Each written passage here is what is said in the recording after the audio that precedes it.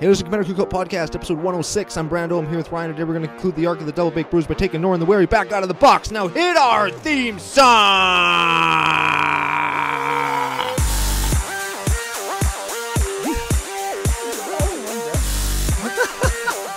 Hey, Ryan. We're back for yet another whirlwind adventure. How you doing? Good. What's going down? Whole lot's going down. I did that all in one breath. That was really hard. Unreal. You almost passed out. I really didn't think I was going to make it. But we got a whole lot going on. We're going to give away a deck later on in the show. We're going to set up a new deck giveaway, a new arc. We're going to welcome some more people aboard. We're going to talk about another super sweet deck and have a great time along the way.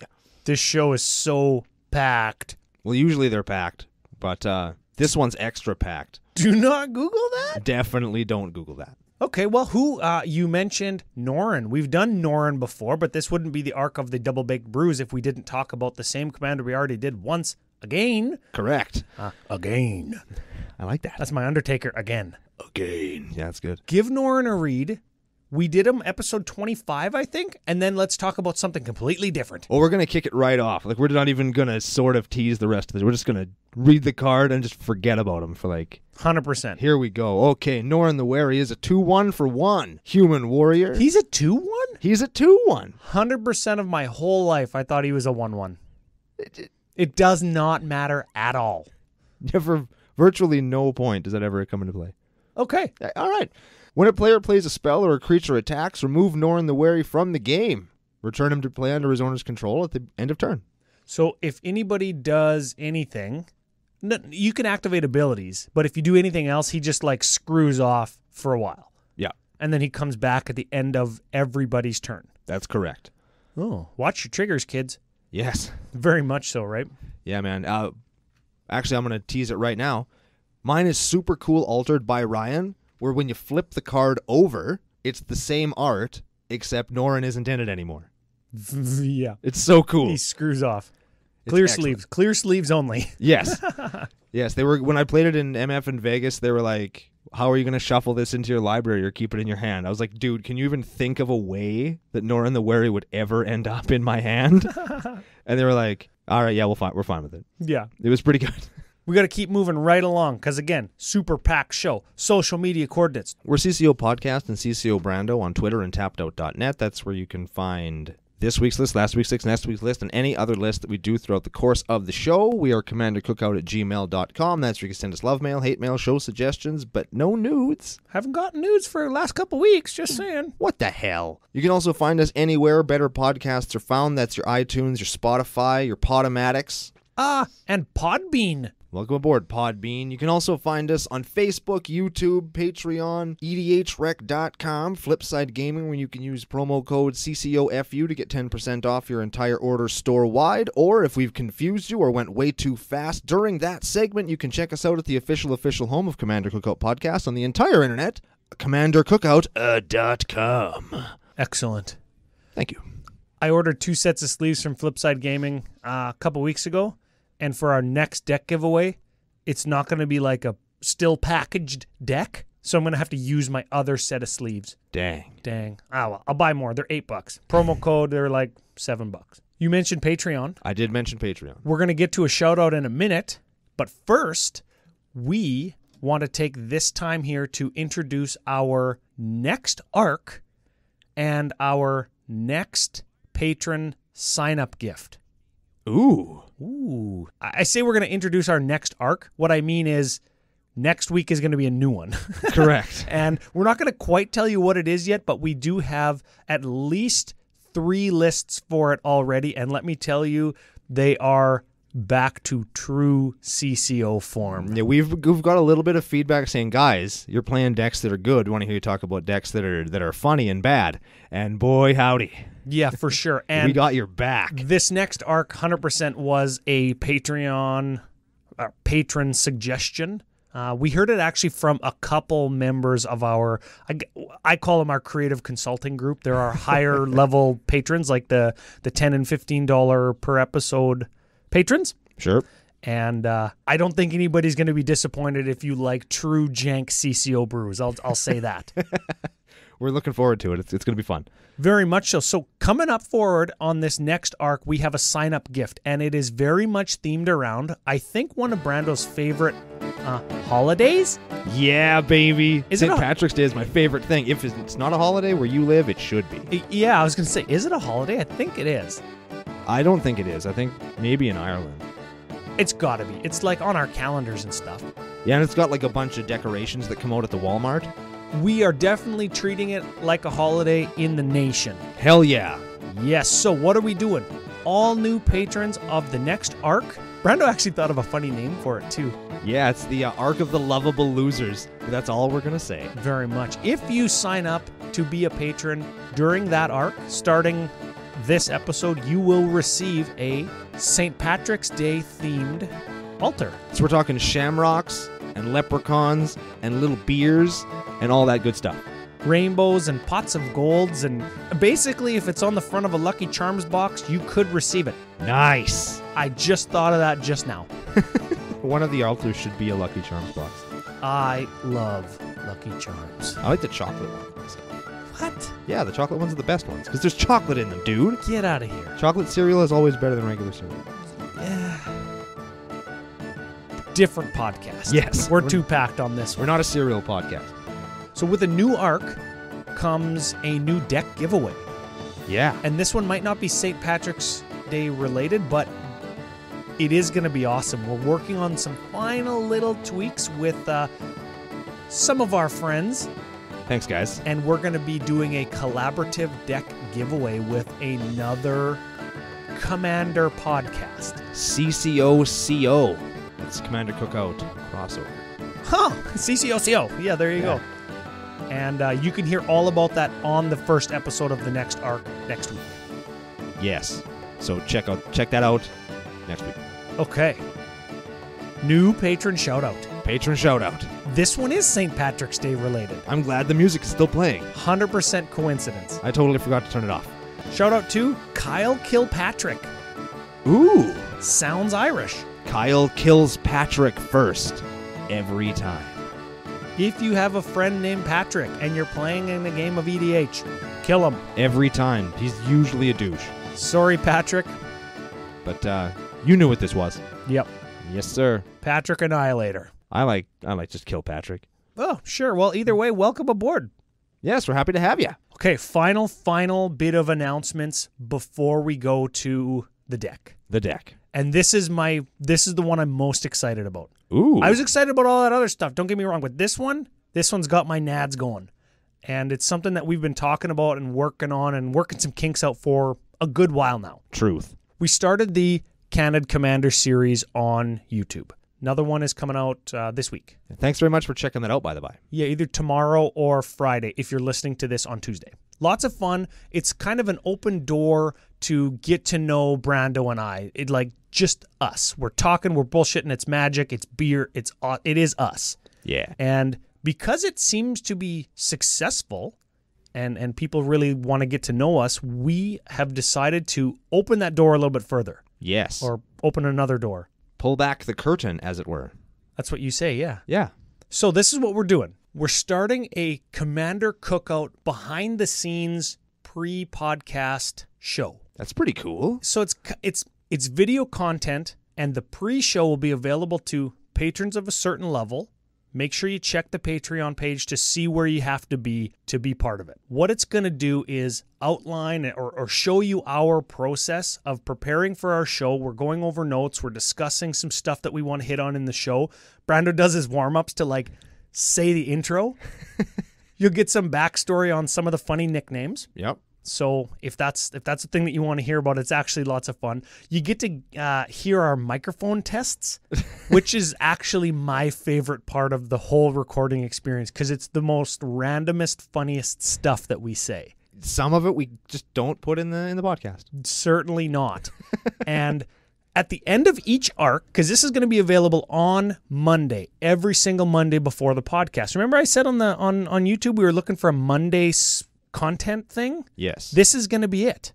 Okay. Now, if you can't patron or you don't want to, that's fine. Everything is still going to be available to non-patrons. What it's going to be at the end of the arc, we're going to edit all of these behind-the-scenes shows together into a highlight reel, and they're going to be posted as part of the content, the supplemental content for that arc on YouTube. Yeah. So everything will still be available, except a little bit more condensed and put together, so it's not and with lots of dead space in there. Like we ever say that or do that? I don't think we do. We're very lively. Super excited. I think it, again, it just opens the door to who we are, right? And I think that's going to be fun. I'm looking forward to it as well. Now. Norin the Wary? Yes. Okay, now a little bit of backstory on Norin the Wary. This is the deck that I like to take to big tournaments. It's what I played in the Commander Championship in GP Vegas. I did very well. Where did I? I think you got 30th. 30th? 30th out of like 500 or whatever. That's pretty good. That's not too bad. I was very proud of myself. I page won. Hey! So after that, I decided, okay, I'm going to put a little bit of work into this. I'm going to put some time into it. I'm going to make it a little bit better. Now, what it was initially was a coin flip chaos control deck, and buried inside of it was what I call a Jack-in-the-Box commander with Neheb the Eternal, which was kind of a big mana, infinite combat steps, play my whole deck in one turn and just kill you. That's what we would call big red, right? I believe so, yes. Okay. I've got the words big red in air quotes in my notes a whole bunch, so we're still going to hit on that a little bit. Yeah, and what that was a bit of a tumor situation where you had this deck that was designed to do a thing, but some of the includes were a little shaky because they worked really well with my sub-strategy, which was Neheb. And sometimes you could just pull a win out with a Neheb deck because nobody saw it coming through all the coin flip craziness. Now what I've done is I've taken that out, and I've increased the control factor a little bit, and I've tried to smooth out the absolute shit-your-pants terrifyingness in my top end and come up with ways to abuse the things that abuse Norin already. Oh, okay. So, two things. Episode 25. I don't remember if we mentioned it or not. That's where you can hear the original Norin Chaos Coin Flip Neheb in the Box deck. And now you've switched it over to be a little bit more control-y. And I've said in the past to you, stacks light. And while I don't think this is quite there yet, it's definitely not a stacks list, despite being your control list. This deck is the deck we probably discuss just between us over beers more than anything else. Yes. Because I'm a firm believer that if big red or if mono red wants to be like really competitive, you almost have to go full-on stack style control because every other color is probably a better control color, maybe except for green. But green can draw cards better and can beat your face in better. Yes. So your rebuttal has always been that you agree, but you don't want it to be a competitive CEDH Tier 1 deck. You still want it to be a little bit unassuming and a little bit not so in-your-face oppressive. Yes, and I want it to be something that this is a deck I really, really like. I enjoy this deck a lot, in spite of how frustrated I can get with it sometimes. I want to play this deck every week. I have a lot of fun with it, and I think if I turn it into full-on, just open your butthole up and spit into it, stacks, I think that I wouldn't be able to play it as much as I do. Yeah, I said that. Don't Google that. Do not Google that. Yeah. Wow. Yeah, you know what? We actually touched on that just last week where you want to play it, and it kind of got ranched in a game that we were playing despite you making some very optimized plays. And we talked about it in our pet deck episode last week. Hey, no shit, a bald eagle. Look at that. Holy crap. Just flying around in there. It's so majestic. Yeah, it's pretty windy, though. I don't know if it's that majestic. It's pretty majestic, though. It's better than a beaver. Well, that would depend on your... Don't Google that either. Norin the Wary. Norin the Wary. Oh, wait. One more bald eagle thing, because I learned a really interesting bald eagle thing. Going to share it with everybody. There is a satire news site here in Saskatchewan called the Walking Eagle News or whatever. Okay. Now, the reason they call it Walking Eagle is there's a First Nations expression around here that the eagle is so full of shit it can't fly, so it has to walk. And then the logo for the news site is this old crotchety-looking bald eagle just walking down the street all pissed off. It's pretty awesome. MTG dad moment. Yeah. Going bald eagle. That's why I have a kid now. Jesus. Yeah, I said that too. Norin the Wary. Norin the Wary. Let's start with some Creech. We got 19. We always do them alphabetically. We're not going to change it up today, so let's start with Ashling the Pilgrim. 1/1 for 2. pay 2, put a +1 counter on it, and if it's the third time that that's been activated this turn, it deals damage equal to the +1s on it to a creature or player. All of them. Each creature and player. Yes.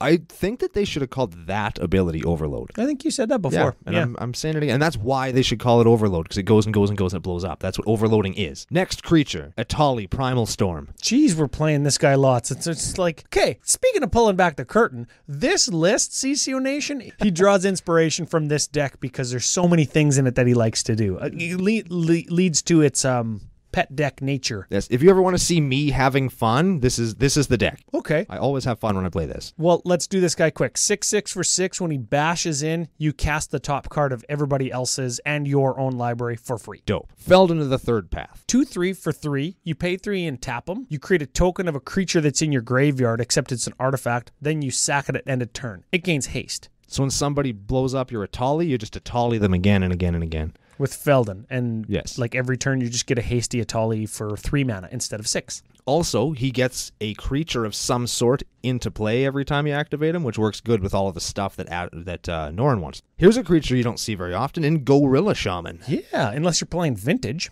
Correct. Anyways, this is a 1/1 for 1. You can go XX1. Destroy target non-creature artifact with converted mana cost equal to X. So this'll get Moxes in Commander. Yep. This will get Sol Rings for 3 mana. This will get a 2-drop for 5 mana. That's good. Next up, Hanwar Garrison. Yeah, so this is a 2/3 for 3. When it attacks, you put 2 red human creature tokens onto the battlefield tapped and attacking, and it melds with Handweir Battlements, which you're also playing. Correct. And it melds into Handweir the Writhing Township.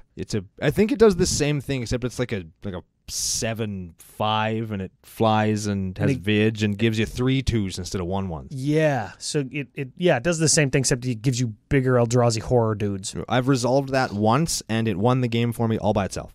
Yeah, well, I wonder why. Those meld cards, when you flip them, are like actually really powerful. Turns out. Next up, we have Hostility. Ooh. 6/6 for red, 3, and it has haste. If a spell you control would deal damage to an opponent, you prevent it and put 3/1 elemental with haste for each 1 damage prevented this way. Your 1 damage to them turns into a 3/1. So you're trading up, sort of. Yes. I actually got inspiration for this from another list that we did where you top end the burn in EDH, where it's like, now instead of doing 3, you're going to prevent the 3 and hit him for 9 instead. Oh, yeah. If you Earthquake for 3, you'll get 3 3/1s. So you actually can turn that 3 damage Earthquake into 9 damage per opponent. Yes. Okay. It's very good. If it dies, you shuffle it back into your library. Yes. It's a good creature. Speaking of 6/6s for 6, how about an Inferno Titan? Yeah, 6/6 for 6 with fire breathing, and when it enters the battlefield or attacks, you do 3 damage to target creature or player. As you choose, like you can split it up. It's very good. Kari Zev, the Skyship Raider. Oh, this bitch. This card. This card is a 1/3. It's a 1/3 for 2. First strike and menace. So I can't block it with a 2/2 and have it bounce off. I need to block it with 2 things or more. And it's got first strike. So I can't block it with like 2 1/1s. Nope. Anyways, when it attacks, you put a legendary monkey creature token onto the battlefield, also tapped and attacking. It's a 2/1, and then you exile the token at the end of combat. So you actually get 3 power, and I have to block the Kari Zev with 2 things. And if I block the monkey, it's going to eat shit at the end of combat anyway, so I'm taking 1 from Kari Zev every single turn. It's pretty good. Yeah. And it puts a token into play all the time, which is what Norin wants to do. And I can't block the token with a 2/2. It's got to be like an X3, or else like my thing dies. Yeah, card. It's real. It's way better than people give it credit for. Also, my token, Ryan altered it to look like a little pirate. He's got a little hat on, and he's got an eye patch. He's already a pirate. I just made him more piratey. Yes. All right, next up, we got Kazul, Tyrant of the Cliffs. 5/4 for 5. Whenever an opponent attacks, if you're the defending player, they have to pay 3, or else you get a 3/3 ogre creature token. That's for each creature. Each creature that you're the defending player of. Yes. So it's kind of like red Ghostly Prison. Yeah, except you get tokens, again, that will trigger on the same things that trigger when Norin enters a battlefield. Yes'm. How about Krenko Mob Boss? This is a weird one. Like, I get it that it wins you the game, but you don't really have a whole ton of goblins in the list. Anyways, 3/3 for 4, tap it to get a goblin for each goblin you control. So he always doubles your goblins. This is a relic from back when I used to have a bit of a goblin sub-theme in here as well, just to kind of keep myself going. Instead of playing Norin abusers, I was playing goblins, and Krenko just kind of stuck around. One, because I like him, and two, because, again, if left unchecked, he's an absolute house. Yeah, you know what I went on about Kari Zev or whatever? Like, this guy probably produces more tokens that are going to trigger ETB effects than Kari Zev. So, like, if Kari Zev's good, Krenko's better. So yeah, and Krenko blocks more things. So he's got more power. Like, he's just a good creature. Yeah. How about Loyal Apprentice? This guy is now here we go, right? Oh, no, he's not. Kind of a CEDH card, you dirty rat. So this is a 2/1 haste for 2. It's got Lieutenant. At the beginning of combat on your turn, if you control your commandy, and you will, unless you cast a spell pre-combat. Yeah. Which you just wouldn't if you had this card. If you control your commander at the beginning of combat, you put a 1/1 colorless Thopter artifact creature with flying onto the battlefield. So it gives you a blocker and a token and a trigger, and it's just good. Yeah. Card advantage in red. You got to find it where you can, right? Kari Zev, Krenko, Loyal Apprentice, Kazul, they all are giving you some kind of board advantage. How about Magus of the Moon? Board advantage. This is going to take away resources from your opponent, though, instead of adding to yours, which I think is probably more powerful. And the art on it is so badass. You like it? I super like it. Yeah, it's cool. It's got the blood moon in the background with the little pillars and stuff. It's very Time Spiral-esque, and just like the dude looks really like badass. He's going to take that stick and like shove it in your eye socket or something. It's awesome. Yes. You thought I was going to say up your butt, but I didn't. I didn't say what he did yet. Oh, yeah. He's a 2/2 for 3. Non-basic lands are mountains. So he's Blood Moon. Yeah. Except he can hit you for 2 every turn. Those Maguses are so good. Speaking of Maguses, I do play another one in Magus of the Wheel. He's a 3/3 for 3. You pay red 1, tap sack him. Each player discards his or her hand, then draws 7 cards. It's a Wheel of Fortune. Yes, is exactly what he is. I like that guy. I think I play him in my Bryon Stout Arm list. He's good. You know why he's there. He's there to refill your hand when you're out of cards. Red doesn't have a lot of draw. This draws you 7 of them. Yeah, you know what? I got some suggestions later on in the show, and one of them may or may not be Wheel of Fortune. And this guy does a pretty good impression of Wheel of Fortune if you don't have $100 just like holding the door open somewhere. All right, here's the number 1 card in the deck. Conveniently right next to Norin in the list, we got Big Perf. Perforos, God of the Forge. God of the F. Yeah, that's what people say when he hits the battlefield. Yeah.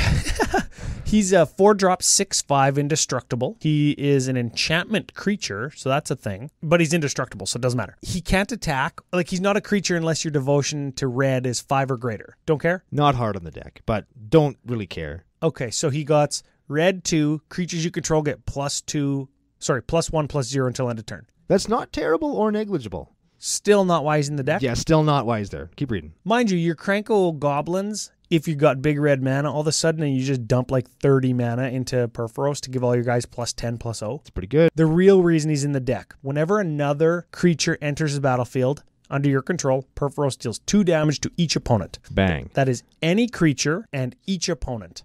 Yes. We like all of those words. Absolutely we do. So Yep. every time anybody does anything, Norin goes away at the end of the turn, everybody take 2. Everybody takes 2 every single turn when you have a Norin and a Perforos. That's call it 8 damage for each round of the table that's happening. Provided everybody is still playing Magic the Gathering. Yeah, and like Perforos is indestructible, and if you're playing against red or black decks, they can't get rid of him anyways. Yeah. Norin, whenever anybody tries to do anything, just goes away as well, and then comes back, and then goes away if they try and do anything, then comes back. It's an exceptionally difficult interaction to deal with. You need a very specific set of stuff to turn that off. Very much so. So good. How about Squee the Immortal? Squeezes Christ. He died dies for our your sins. He's a 2/1 for 3. You can cast him from anywhere. Like your graveyard, your exile. And if you're really hurting. If you drew him, you could play him from there too. Yeah, he's got all kinds of fancy modes. It's good. How about Tillanali's Summoner? I don't know what this card does. It's a 1/1 for 2. I have to read it. It's a human shaman. It's got Ascend. So if you have 10 or more permanents, you have the city's blessing. That's what Ascend is. I don't know why they didn't. Whenever Tillanali's Summoner attacks, you can pay X red. If you do, create X 1/1 red elemental creature tokens that are tapped and attacking. At the beginning of the next end step, you exile them all. Unless you have the City's Blessing. Oh yeah, I didn't read that last part. I didn't think that City's Blessing actually did anything on that card. So if you have the City's Blessing, don't you just tap and attack and like pay mana until you have the city's blessing with that card. Yeah. And then you keep the tokens. Yeah. And then you just have a whole bunch of triggers for your Purphoros. Yeah. And again next turn. Yeah. And again next turn. Yeah. Got it. Yeah, super good. How about Treasonous Ogre? This is a mighty card. Yes, it is. He's a 3/2 Ogre Shaman for 4. He's got Dethrone. Who cares? Pay 3 life, get a red mana. I think I said the exact same thing on the Zada episode.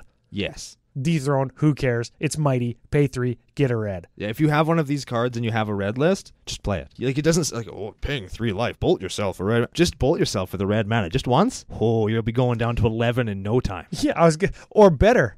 39 yourself for 13 mana. Way better. I love getting 13 mana. How about Urabrask the Hidden? 4-drop, 5/4. Creatures you control have haste. Great with your tokens. And creatures your opponents control enter the battlefield tapped. Great when you're attacking with creatures. Great when you have to recast your Noren and your hand is empty, because you can cast your Noren and attack with him, then he'll exile himself. And then he'll come back and trigger all your ETB things. Yes. Then you're not leaving his nuts dangling in the wind. That's the creature suite. Not very many creatures for a Brando deck. You know what? I actually like that Urabrask as well in my Headspace's version of the deck, where it is almost a little bit of a Stacks Light deck, because he's a 4/4 beater that's making your opponent's stuff come into play tapped. It's very good. Yeah. Underestimated, I think, especially when compared to the rest of the Predators, which are very strong. Yes. Yeah.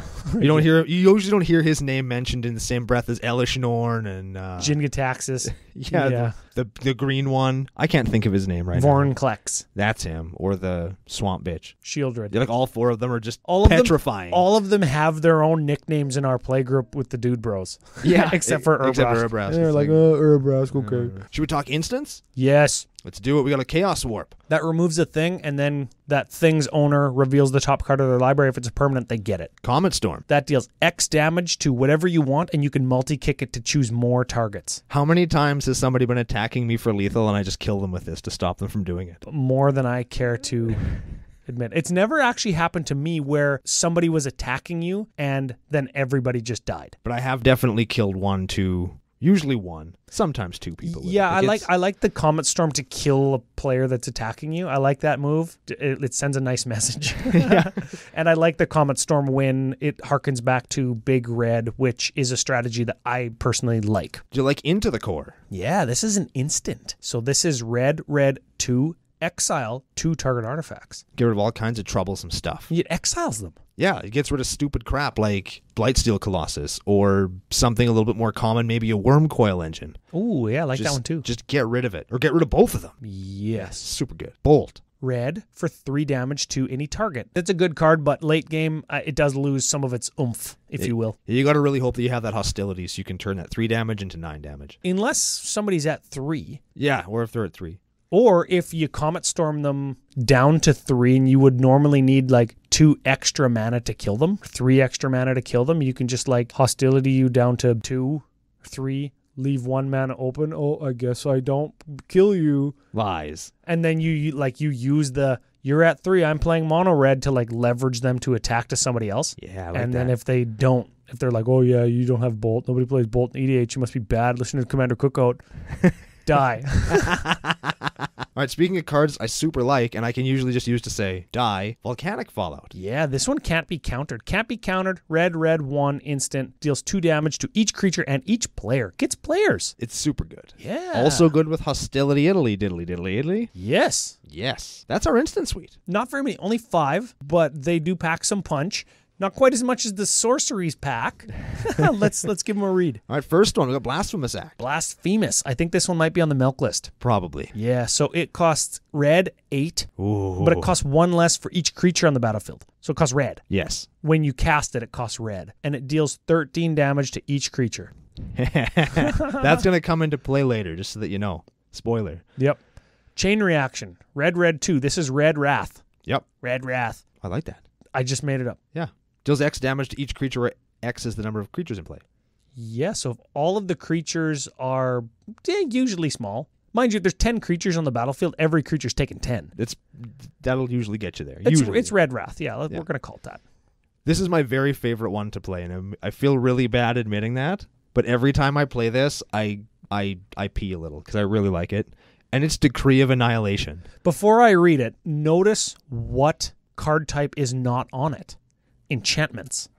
Yeah. Okay, so red, 8. Ooh. Exile all artifacts, creatures, and lands from the battlefield. All of them.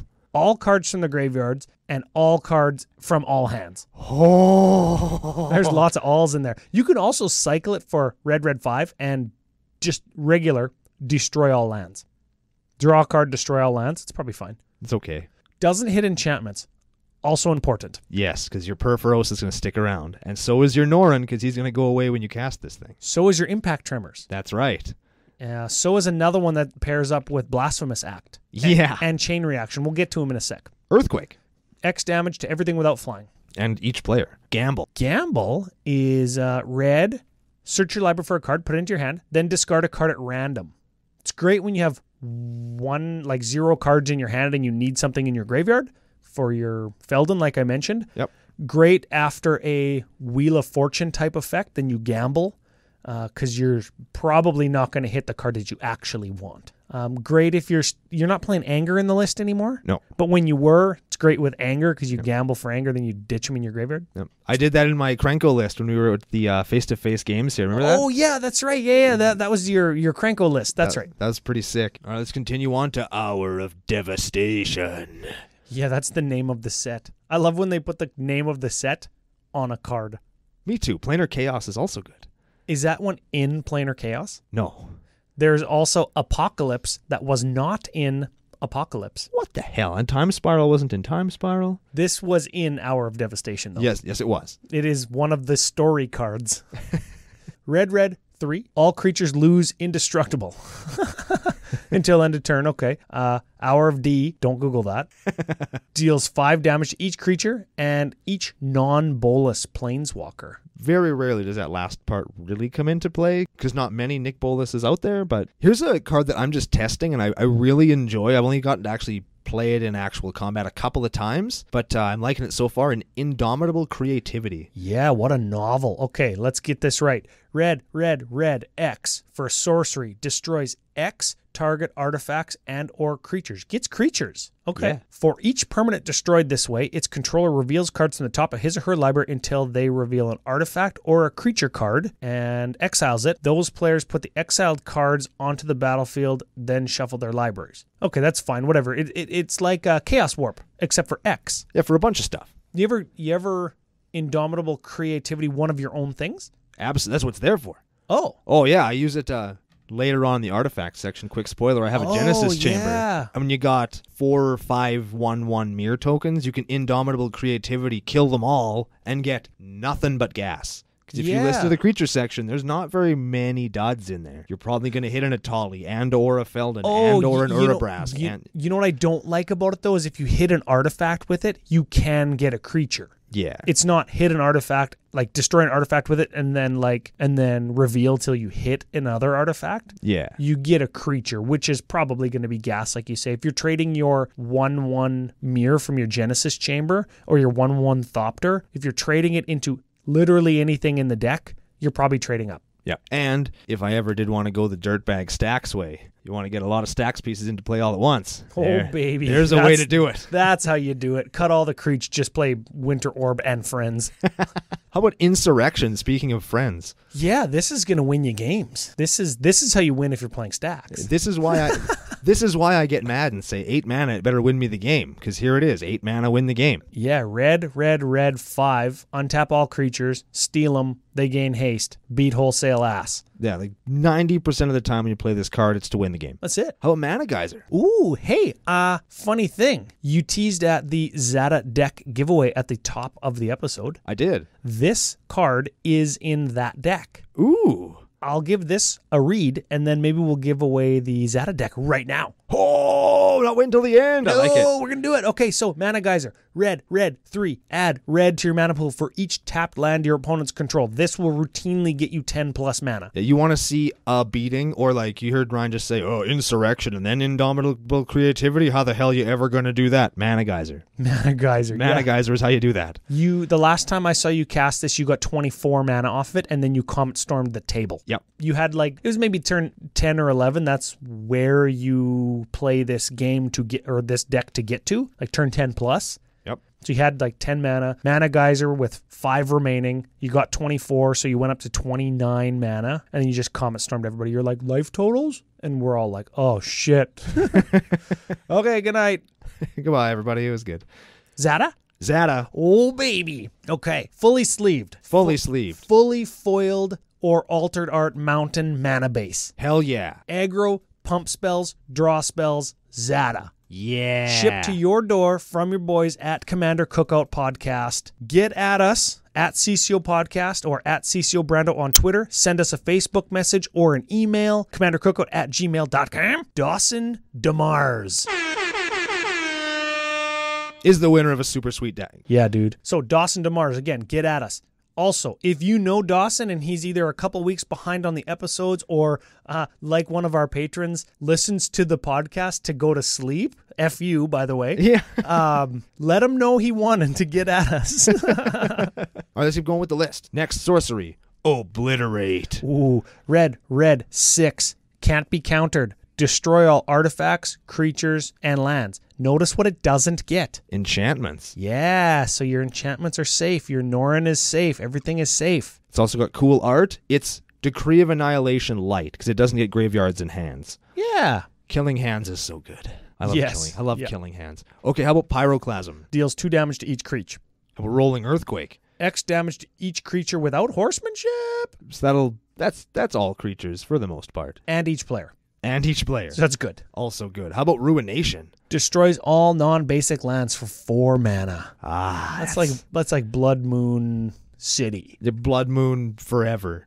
Awesome. So good. All right, this should probably be a Vandal Blast, but they're hard to come by in foil, so I'm playing Shatterstorm instead. 100% should be a Shatter or a Vandal Blast. Anyways, red, 2. So it's cheaper than Vandal Blast. It's fine. Destroy all artifacts. They can't be regenerated. Gets all my own stuff. I have some artifacts I do want to keep around lots. We'll get to those here in a second. But yeah, like it should be Shatterstorm. Or not Shatterstorm, Vandal Blast. Yeah, we were mixing it up in our head. But it's a cut for Vandal Blast when I get one. Slagstorm.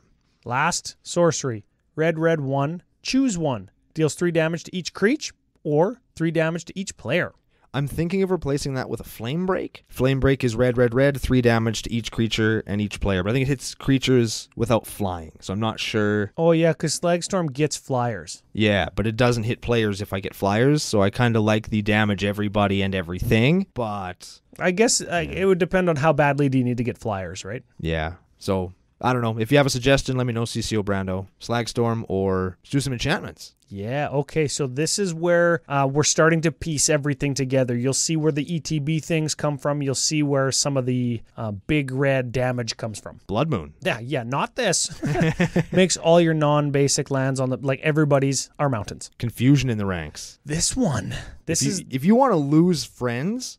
Norin the Wary, Confusion in the ranks. Yeah, okay, so red 3, whenever an artifact, creature, or enchantment comes onto the battlefield, its controller chooses target permanent another player controls that shares a type and exchanges them. So every time Norin screws off and comes back at end of turn, you switch Norin and a creature with somebody else. Yes. And then when the next person does anything and Norin screws off, he enters the battlefield under your control again. You, Brando. Yeah. And you can steal something with Confusion in the ranks. That's right. I would say exchange, but because you get Norin back at the at the end of the turn, at the beginning of the next turn, no, at the end of the turn. Yep. It's literally just stealing in red. It's so good. Yeah, it's very, very powerful. Because again, Norin screws off, and it's like, what are you going to do?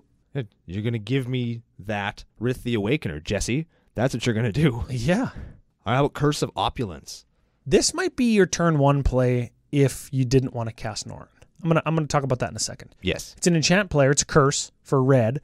Whenever enchanted player gets attacked, you create a treasure token that you can sack for mana. So do you curse yourself? Do you curse somebody that you want players to attack? When we play with the Dude Bros, I'll typically curse myself because people are always attacking me.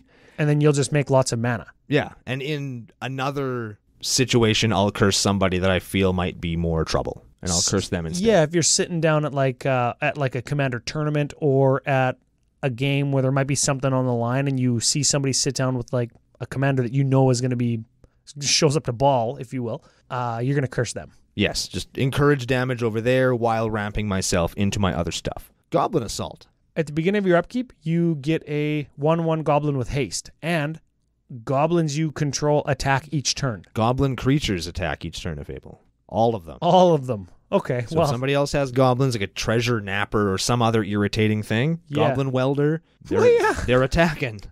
They got to use their goblin welder pre-combat main phase so it can't attack after that. That's right. Okay. It also works okay with Krenko. You can make more goblins with it. Yeah. And you can send them in to steal other guys' stuff with Confusion in the Ranks. Very good. Oh, yeah. More than anything, though, you're using it to trigger enter the battlefield things for things like Confusion in the Ranks, or a couple that we're going to talk about in a minute. That's right. How about Grip of Chaos? This one.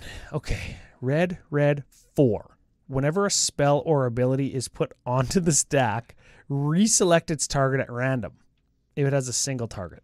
You like taking extra turns? You better read that time warp to make sure that it doesn't say target player takes an extra turn. Yeah, hey? You like your time stretch? Hey, Narset, you want to take more combat steps? More turns? You want to put some enchantments on stuff? Yeah, you do. Yeah, so you select targets at random, and when you're playing your lightning bolt, that's like bad because you might hit your own thing. But when you're playing Earthquake, it doesn't target. You don't care. Storm doesn't target. Yeah. Obliterate doesn't target. That's right. So you just cast it. Yep. Super good. Impact Tremors. This is Perforos Light. That mini perf. 2 mana. Whenever something comes in under the battlefield under your control, you deal 1 damage to each opponent. Any creature, each opponent. That's right. So it counts for tokens. Yes, it does. Like the tokens created by Mirror March. Oh, yeah. So this deck is the reason that this is your favorite card out of Ravnica Allegiance. That's right. You wrote an article about it on Commander Cookout.com. I did. Thanks for the plug. Well, yeah, there you go. Whenever a non-token creature enters the battlefield, so it triggers on Noren. That's fine. You flip a coin until you lose a flip. For each flip you win, create a token that's a copy of that creature. Those creatures gain haste, exile at the end of turn. So Noren comes back, you flip a coin. If you win, you get another Noren. It's going to trigger your impact, tremors, your perf, your confusion in the ranks. You win another flip, it's going to do it again. Or if you lose, then you just lose. Yeah. But if you're sitting at a table with 3 other people, 1 round, this is how the odds would work. 1 round of the table, you're going to get 2 wins and a loss. 1 round, you're going to get 1 win and 2 losses. Sometimes you'll get 3 wins. Sometimes you'll get 3 losses. Sometimes you'll get 12 wins and then win. Yes. That's how I'm playing it. 12 wins and win. And if you do it with an Inferno Titan, that would be lots of fun. I'm really looking forward to mirror marching an Inferno Titan. Yeah, that would be awesome. Yeah. All right, next up, we have my other favorite card, Possibility Storm. Red, 3. Whenever a player casts a spell from his or her hand, you exile it, and then you reveal cards down from your library until you hit a card of the same type, and then you cast that. Now, the key here is you're actually casting both of those spells. Yes. So you cast it from your hand, and then Possibility Storm casts it for you as part of the resolution of the effect. So you are casting both of them. Yes. So things like Eldrazi's still trigger because you're casting them.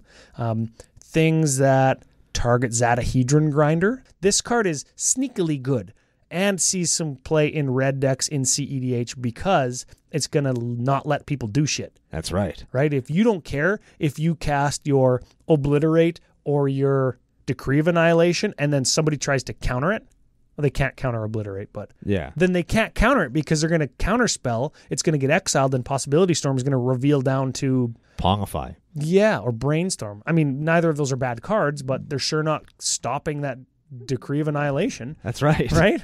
Possibility Storm and Grip of Chaos are my favorite interaction in Magic because it's just, we're not even playing Magic anymore. We're just sitting here and we're throwing cards around. We are literally throwing cards into the air and trying to resolve the stack. Yeah, it's awesome.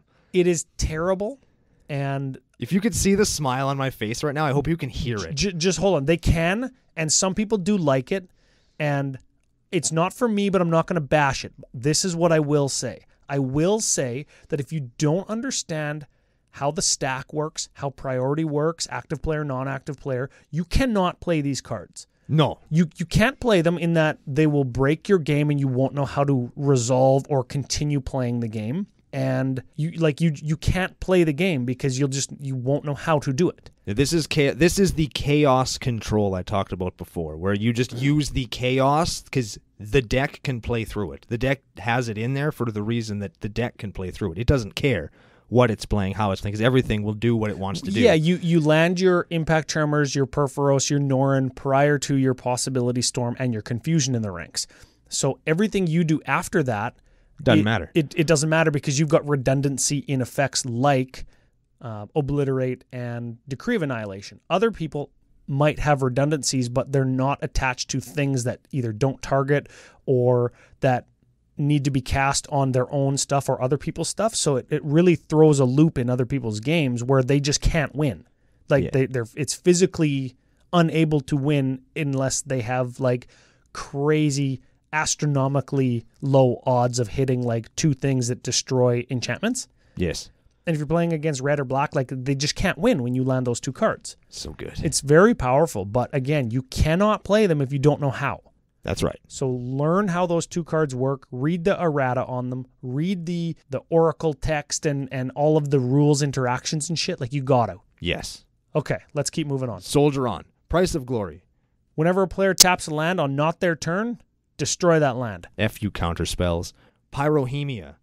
Talked about it 2 weeks ago? Last week? Last week. Red deals 1 damage to each creature and each player. And if there's no creatures in play at the end of turn, you lose it. So I think Norin comes back and then it checks. Yep, you layer it with Norin so you can keep it forever. So good. Repercussion. Oh, baby. This is what's good with Chain Reaction and Blasphemous Act.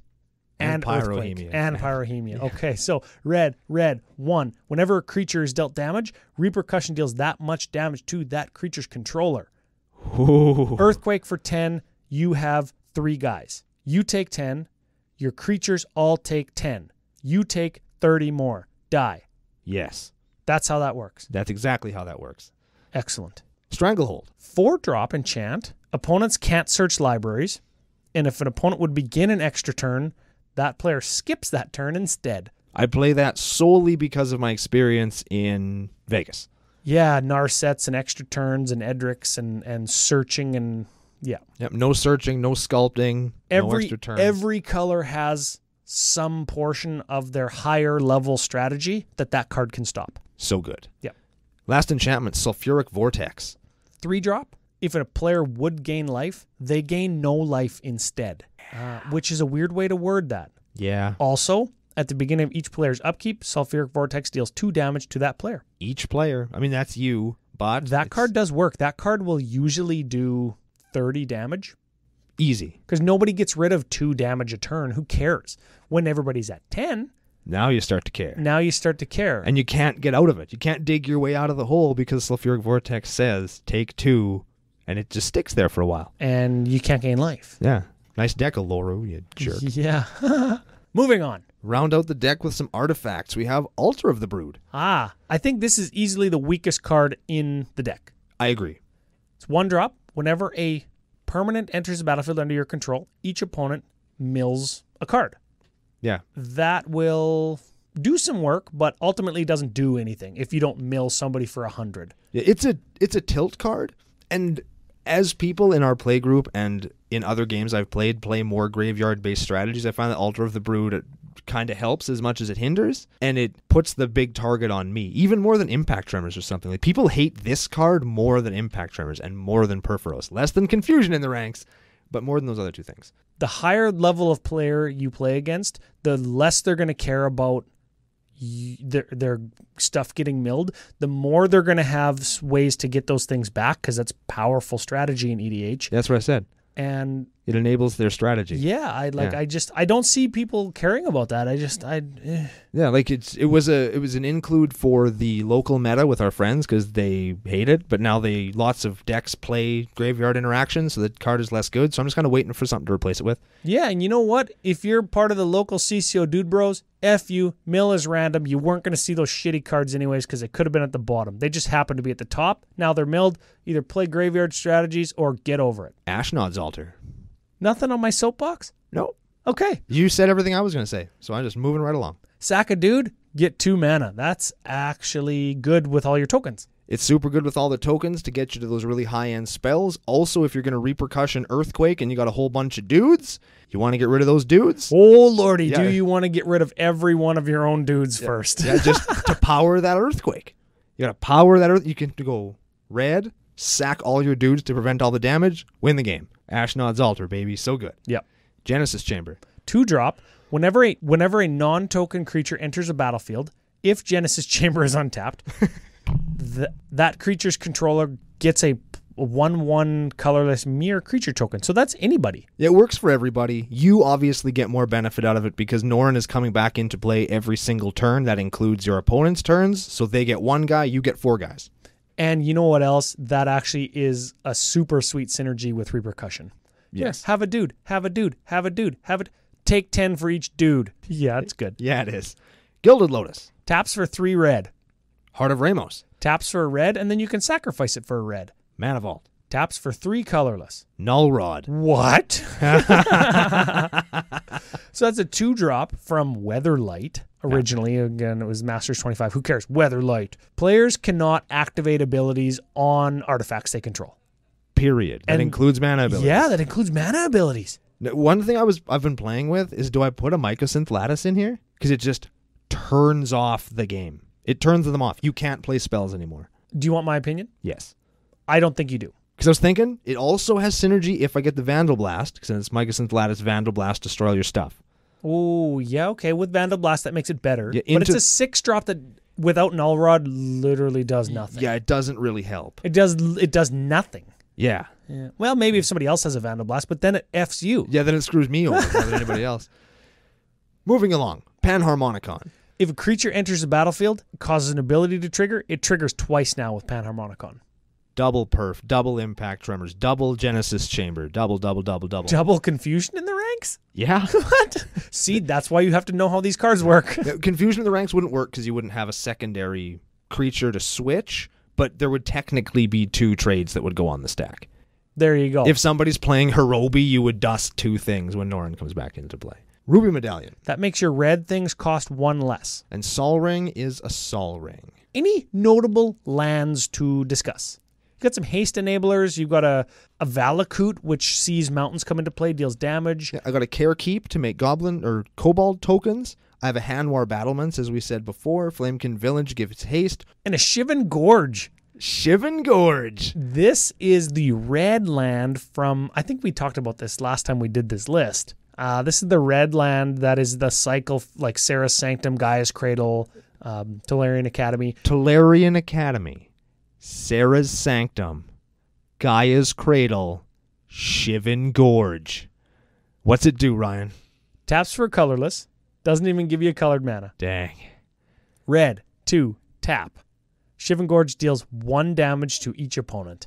Keep reading, Ryan. Both Forge and Pyre is the flavor text. Okay, just got to be more to it. The version in your deck was painted by Adam Paquette. Yeah, it's not as good as those other 3 cards. You know what? The other card in that cycle was Phyrexian Tower. Which is also really good. Yes. Yeah, this is definitely the weakest of them, but it's a land that lets you do damage to your opponents every turn if you have to. That is not terrible. It's not the worst. I'm not playing a ton of non-basics. I'm also playing a City of Shadows. It's from the dark. It's from the dark. You tap it, I'll just read the errata text. You tap it, you remove a creature you control from the game, put a counter on it, or you can tap it to get a colorless for each counter on it. That is not the errata text, but that is what it does. That's what it does. That's what the damn card does.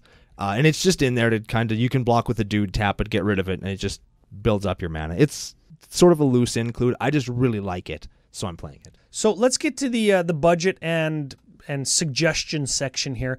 We've got in the deck as it is 4 ways to actually draw cards, but there are a ton of ways to get reoccurring card advantage. And that's kind of what red and white have to do a lot of the times, right? Board advantage or mana advantage in certain ways, right? We talked about Vandal Blast because that lets you keep all of your artifacts and dust everybody else's. What about Wheel of Fortune, $100, but obviously better than Magus of the Wheel? Yes.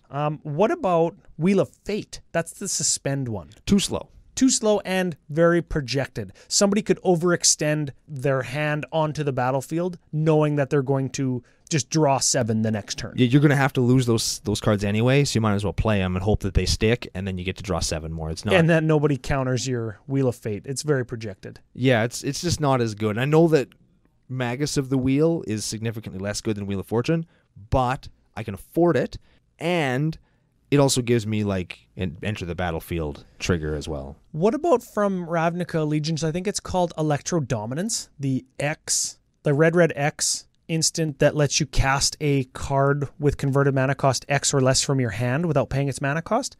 So it deals X damage, and then you can cast in this case, 0 drop in Wheel of Fate.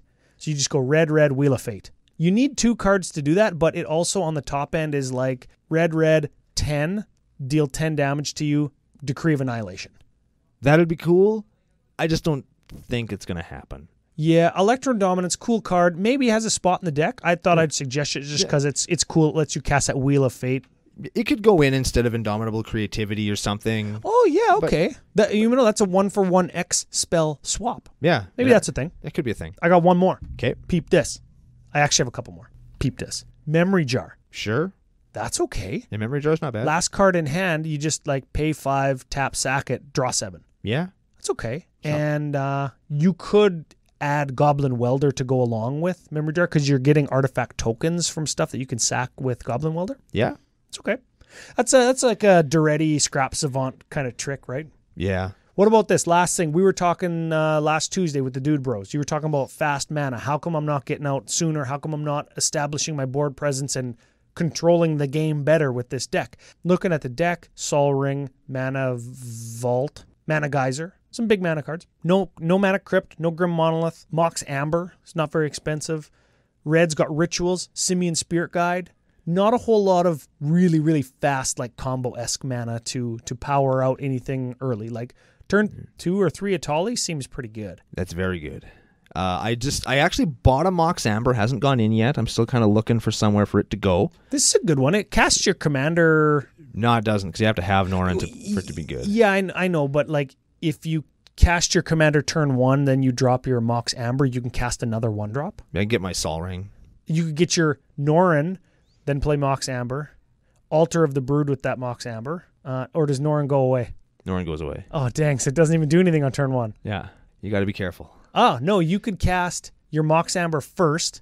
Noren going away on the stack, tap it for a red. Tap it for a red, play your Altar of the Brood, end of turn, Noren it comes back, everybody mills. Yeah. Okay, we figured it out. Yeah, broke the game. Broke the whole deck Broke open. the game. But that is a thing that I'm playing. Simian Spirit Guide is just, in EDH, ditching a card in red is scary. Oh, yeah, you're right. So, yeah, I'm trying to keep it to things that will permanently boost me. I didn't want to do like the Storm combo mana thing, because then I've emptied my hand out, played out a threat. If somebody deals with the threat, which typically happens around our table, now I'm... And without the redundancy at the Wheel of Fortune slot, Yeah. how do you fill it back up, right? Exactly. Yeah, I got you. I smell what you're stepping in.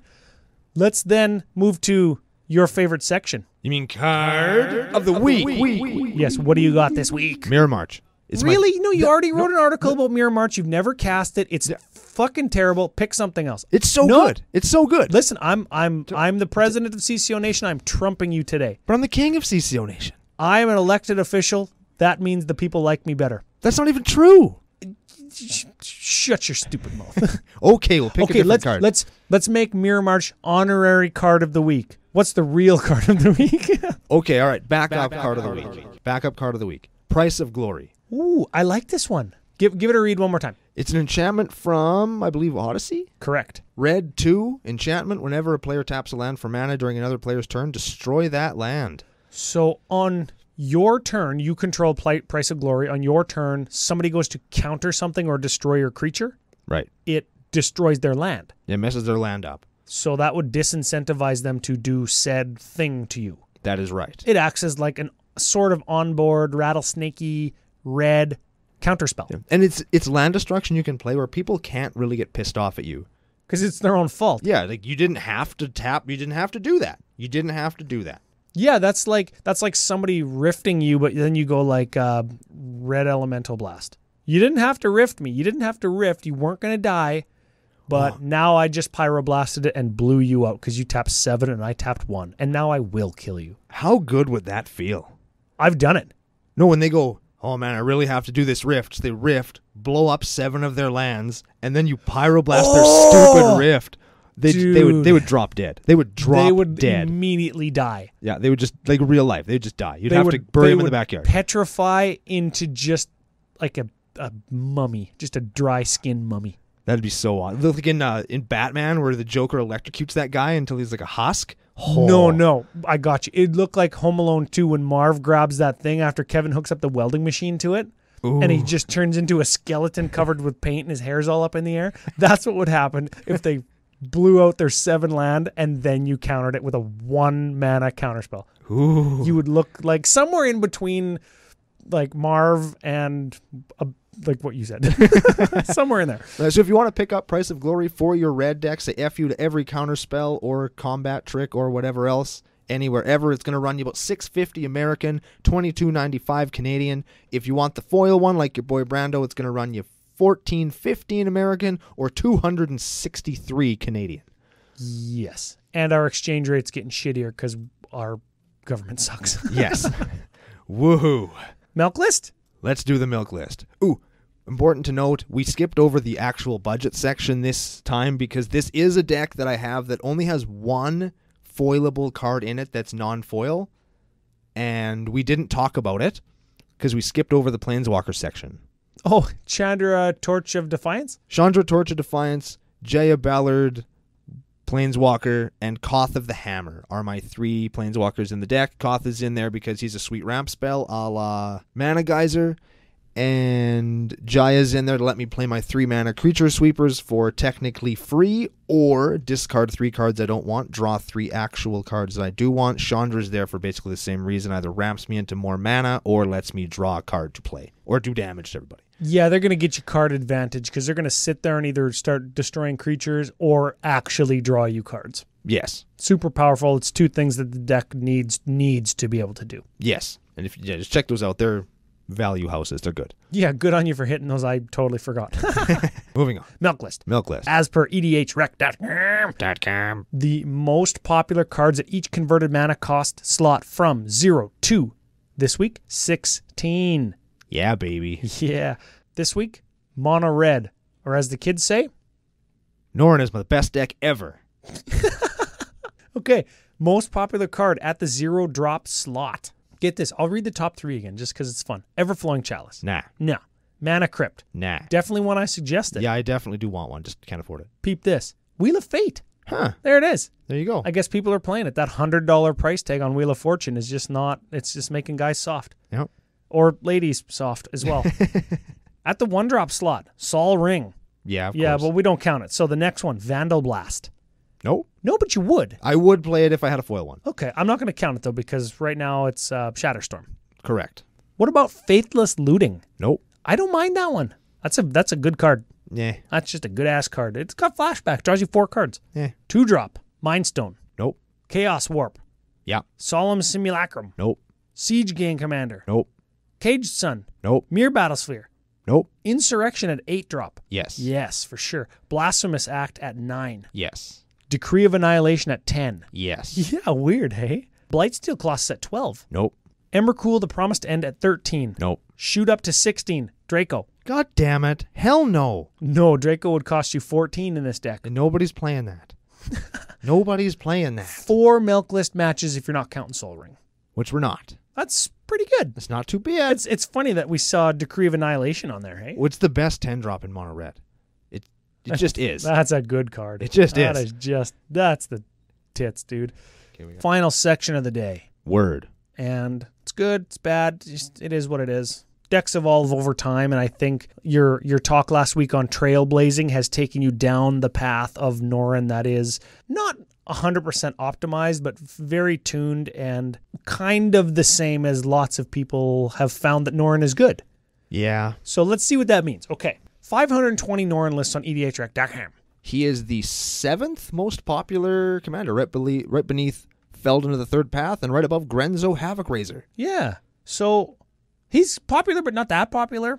He's getting there. He is, yeah. Yeah. Average converted mana cost of your deck, 3.51. Exactly right in the middle of 3 and 4. Like that's it, right? Yeah, that's where EDH typically lives, I think, if you're playing for funsies, and that's what I do. You know what's funny is like Rolling Earthquake and Earthquake count as 2, but really they're like 10 or 20 drops. Yeah. And there's a bunch of those. And then you've got like actual 10 drops in the list. Yeah. So the average converted mana cost of this deck is a little bit weird.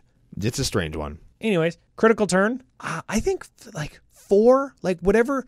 If you can secure a Noren and something that triggers off of Noren, like if you can go Noren on 1, maybe Impact Tremors on 2, Sulfuric Vortex on 3, Ooh. Perforos on 4. Oh, you're going to win that game. Like there's not a whole ton of enchantment interaction if you're not against the colors that pack it. If blue misses a counterspell, and if you've got indestructible stuff. Yeah, they're in for a world of hurt. And all you have to do after Perforos is just like manage the board state. Like maybe a couple Slag Storms, a couple value Earthquakes, just so you don't die. Like everybody's in a world for hurt. Oh yeah, it's going to be so good. So critical turn of 4? Pretty good. That's pretty good. Yep. Tutors, just 1, just a gamble. Right? Yep. Did I miss any? No, even when I build decks for winning, I still try and build for the spicy calculator. That's it. Now, here's where you got hurt a little bit. Yeah. Uniqueness rating. Cards different than the stock list on edhrec.com. 28 cards only that are different from your list and the stock page. Ooh. So you punch it all in, spice calculator, 44.6. Oh, weak, Mr. David. You are close to the 50 test. I guess. I mean, close enough. Going home, cutting a bunch of shit and putting in worse stuff. Don't do that. Don't do it. Don't do it. You've worked too hard. No, I like the deck a lot. I'm not going to go cut it up. That you like the deck a lot. I'm not going to go cut it up. Sounds like a final thought of the day. No, I really do enjoy this deck, and if it wasn't foiled out, I'll bet you it would probably cost like $100.